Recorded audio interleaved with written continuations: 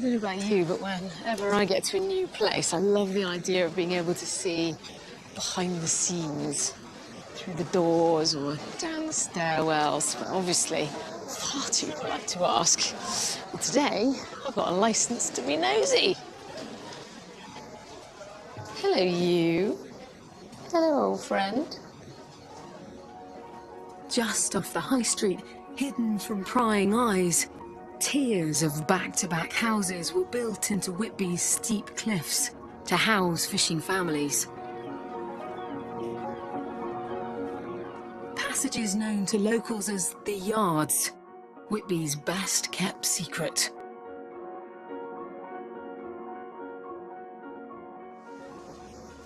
Wow. Hey, Joyce. Hello. It's a secret hidden world down here, isn't it? Oh, it's lovely, isn't it? Joyce Stango lives in Linskill Square. She's letting me in on the secret lives of Whitby's once crowded yards. There was 17 listed accommodations here. There was reputed to have been one family of 14 lived in number 1 at one time. You can see why the yard would have become an extension of the home then if you had 14 people in there. There used to be baths, tin baths, hung outside the houses, so the kids would actually bath outside sometimes and then just tip the water down the drain. Remarkable. So there could possibly have been 200, maybe more, just in this little area here. Oh, easily. Back then, Whitby was one of Britain's most important whaling ports. Streets were packed with fishermen whose lifeblood was the sea. It must have been quite noisy and smelly with so many people. Oh, it would have been very smelly at one time, particularly when the whaling industry was in full swing, because they were boiling the blubber and the smell must have been horrendous. And you can imagine it with all the coal fires and the soot being produced. Life in the yards was tough, insanitary, poor. But one thing these communities did have: each other. I had a neighbour that lived in number 8 for over 50 years, and she showed me a photograph of the yard celebrating VE Day, and that shows the amount of people that you can fit into one yard. Right. It's absolutely amazing. They've even managed to squeeze in a table. Well, this was a celebration day. There's never enough biscuits to go around. I know. Would have been nice to be in there. So what became of those back-to-back houses? These days, the yards are transformed. Say goodbye to the slums. Hello. Hi. In Clark's yard, Joy Peach is one of the lucky few to have a garden.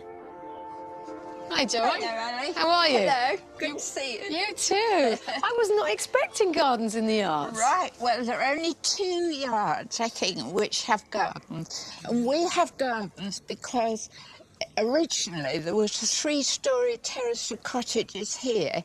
It would have been a dark, dismal yard, just this wide with, 3 stories each side. It would have been dreadful.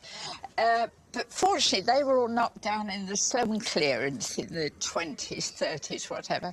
So we're each left with a garden. You made full use of it as well. It's like a Chelsea Yes. Best in Show. It's heaven, basically, heaven. Heaven on earth. Whitby's secret maze of alleyways are a real revelation.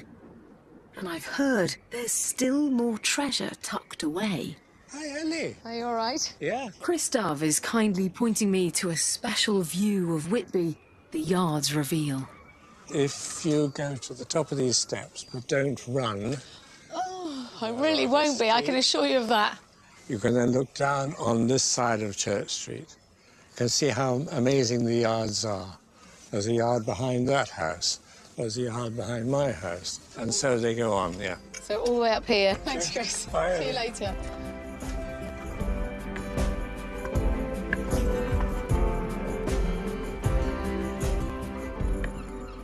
I've been to Whitby loads of times, but I had no idea that away from all this hustle and bustle of the harbour side were all these alleyways leading to stories of the past.